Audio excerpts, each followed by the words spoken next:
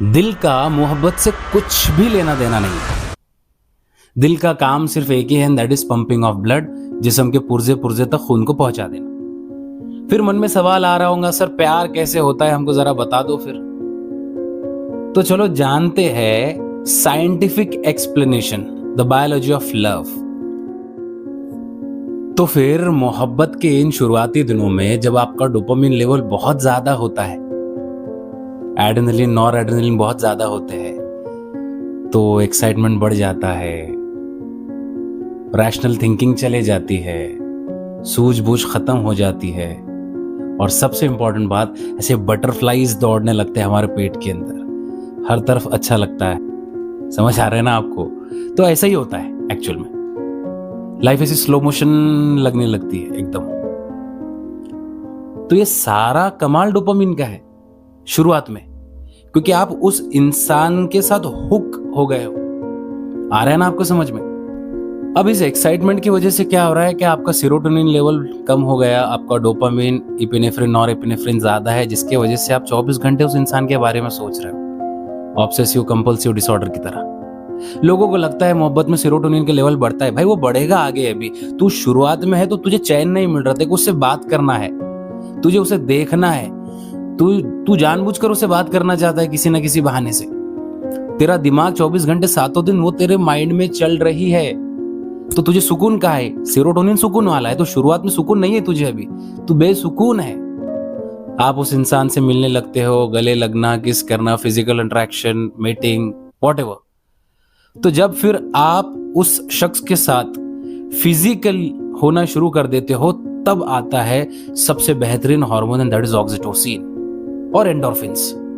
मतलब ये तो बढ़ ही रहे, इसमें कोई शक नहीं है, पर ऑक्सीटोसिन आता है उसके बाद में।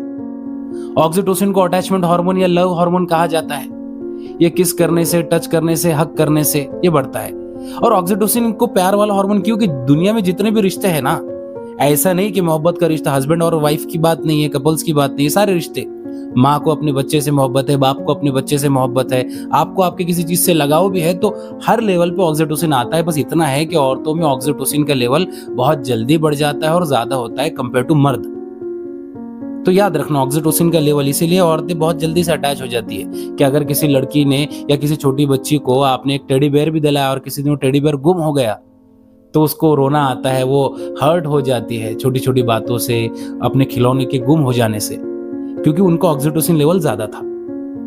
अब एक बेहतरीन हार्मोन जिसके बारे में लोगों को अंदाजा नहीं है, आपको पता है कि एक हार्मोन है जिसका नाम है ADH, anti diuretic hormone, also called as vasopressin. ये वाटर रिटेंशन करता है। ये हार्मोन आपके शरीर से पानी बचाने का काम करता है फिजिकली। बट अब इसका दूसरा पर्सपेक्टिव समझो आप, आई थिंक आपको ये पता नहीं होगा, तो आप जान लो इसको अच्छे से। वेसोप्रेसिन हार्मोन क्या करता है ब्रेन के अंदर? ये मोनोगैमी को प्रमोट करता है, लॉयल्टी को प्रमोट करता है। तो उस इंसान का चेहरा, उस इंसान की खुशबू से ही आप इतने ज्यादा अडिक्ट हो जाते हो कि भाई मोनोगैमी की तरफ चले जाते हो कि जिंदगी भर तक बस मेरा यही पार्टनर रहेगा। एक चूहा है जिसका नाम है प्रेयरी वोल। ओके, जब साइंटिस्टों ने स्टडी किया कि इसके ब्रेन के रिवार्ड सेंटर में एडीएच के रिसेप्टर बहुत ज्यादा थे, तो जब कोई इसका पार्टनर होता है, जब कोई चूहे के साथ, ये प्रेयरी वोल्स के अंदर मेल फीमेल को देखता है, डोपामिन बढ़ता है, उसके साथ रहता है, उसका चेहरा, उसकी खुशबू, फिर उनका मेटिंग होता है। तो मेटिंग करने के बाद में, संभोग हो जाने के बाद में, इनके ADH receptors, ADH reward centre में ऐसा लॉक हो जाता है कि जिंदगी भर तक वही चेहरा, उसकी खुशबू इसको इतना सुकून दे देती है, इतना ज्यादा सुकून दे देती है कि ऐसा सुकून उसको कहीं और नहीं मिलता, इसलिए जिंदगी भर तक उसका पार्टनर एक ही होता है।